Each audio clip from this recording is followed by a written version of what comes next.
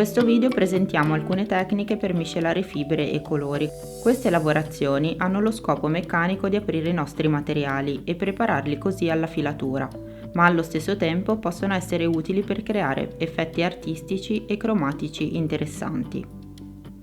La prima tecnica di cui esploriamo la potenzialità è la cardatura.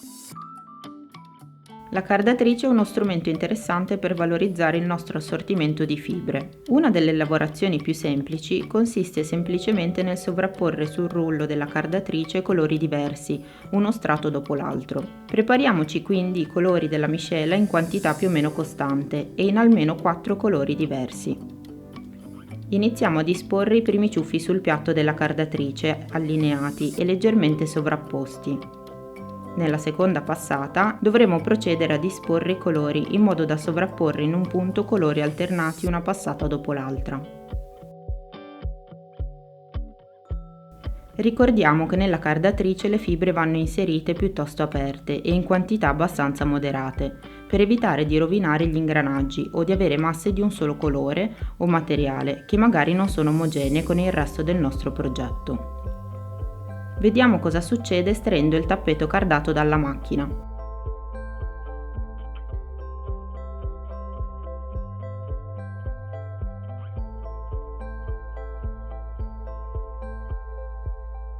Se proviamo a distendere e arrotolare una striscia del batt, vedremo quello che succederà durante la filatura.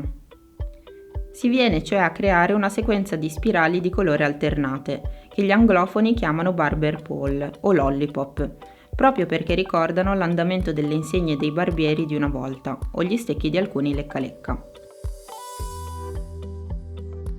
La tecnica dell'effetto bottonato può portare a creare un filato molto raffinato o molto audace a seconda dei colori e materiali usati nella miscela. Proviamo una miscela che a noi piace molto ed è basata su un mix di base di fibre abbastanza lunghe, ad esempio di lana e seta. Iniziamo a inserire in cardatrice le nostre fibre ben aperte e alternate in modo bilanciato, per ottenere un mélange sottile e omogeneo.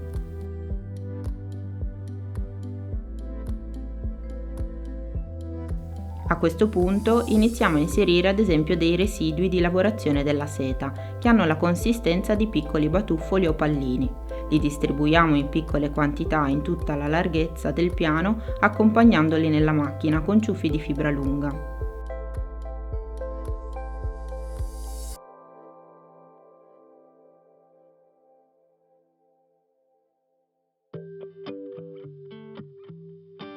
Ed ecco il risultato. Il nostro tappeto si ricopre di un manto stellato, che nella filatura permetterà di ottenere un corpo bottonato, tipico dei filati tweed. Ora, se vogliamo provare a estremizzare questa lavorazione, pensiamo di cambiare colori di base, usando con qualche tinta accesa e aggiungiamo bottoni ad esempio neri.